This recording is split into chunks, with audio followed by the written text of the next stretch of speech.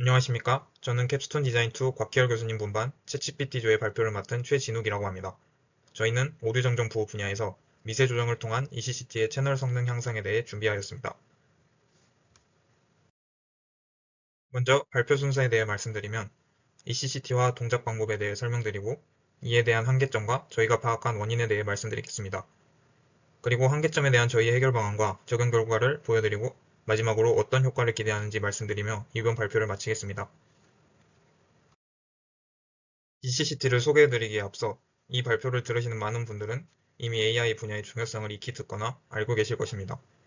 여러분들이 한 번쯤 사용해 본 적이 있을 GPT나 버트와 같은 유명한 AI 모델들은 Attention is all you need라는 논문에 이런 트랜스포머 모델을 기반으로 개발되었습니다.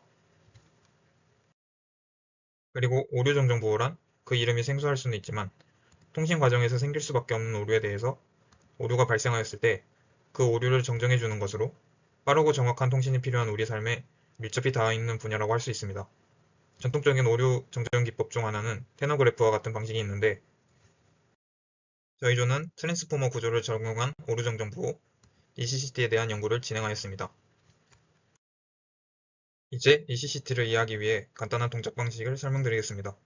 먼저 학습을 시키지 않는 기본적인 모델이 있다고 가정하겠습니다. 여기에 저희가 주황색으로 표현된 에러 정보를 포함하는 데이터셋을 모델의 입력으로 넣어 학습을 시키게 되면 이제 이 모델은 주황색의 오류에 대해 강인한 특성을 가진 디코더가 되게 됩니다. 이것이 ECCT의 간단한 동작 원리가 되겠습니다. 그리고 저희는 ECCT 모델이 제시된 논문에서 한계점을 찾을 수 있었습니다.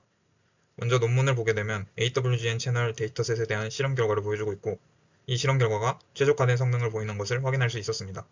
저희는 여기서 더 나아가 AWGN뿐만 아니라 다른 채널에 대해서는 어떤 성능을 보이는지 확인해 보았습니다.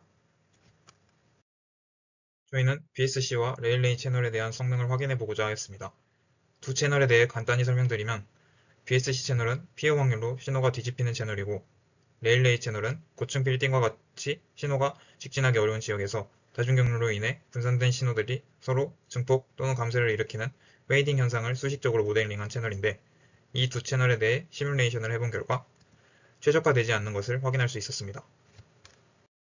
이에 대한 이유를 저희는 찾아보았고 그 원인을 예시를 들어 간단히 설명드리면 기존의 AWGN 채널은 학습하기 충분한 환경으로 초등학생이 초등학교 문제를 푼다고 보았을 때 BSC 채널에서는 정보량이 AWGN 채널보다 적어 초등학생이 시험 범위를 다 공부하지 않고 시험을 치는 것과 같아 최적의 성능을 낼 수 없었습니다.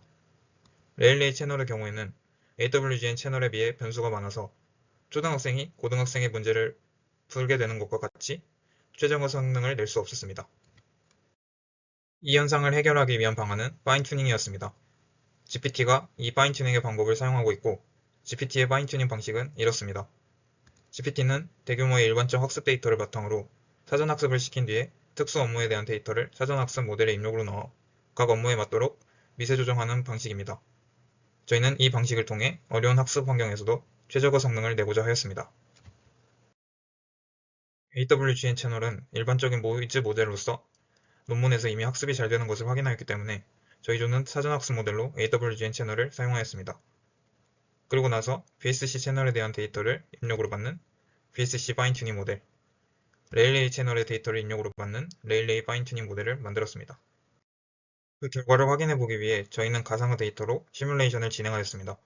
우선 BSC 채널에 대한 결과로 그래프 가로축은 비트의 풀립 확률로서 우측으로 갈수록 어려운 문제로 보시면 되고 세로축은 오류율로서 오류율이 낮아질수록 더 좋은 성능을 가지는 디코더로 보시면 되는데 저희가 제안한 방식인 파란색 선이 기존 방식들에 비해 더 높은 성능을 보이는 것을 확인할 수 있었습니다.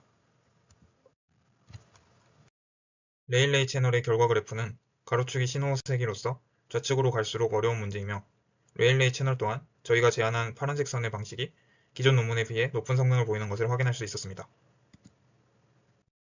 마지막으로 저희가 제시한 방식으로 기대해 볼 수 있는 효과는 다음과 같습니다. 먼저 실제 무선 통신 환경에서 채널 적응성 향상을 기대해 볼 수 있습니다. 그리고 이미 사전 학습이 된 모델을 미세 조정을 하는 작업이므로 효율성과 데이터 요구량 감소를 기대할 수 있고 마지막으로 실생활에서는 저희가 언급한 채널 이외에도 다양한 노이즈 채널들이 있는데 복잡하거나 알려지지 않은 채널에 대해서도 대응 능력이 강화될 것으로 생각됩니다. 이상 발표를 마치겠습니다. 감사합니다.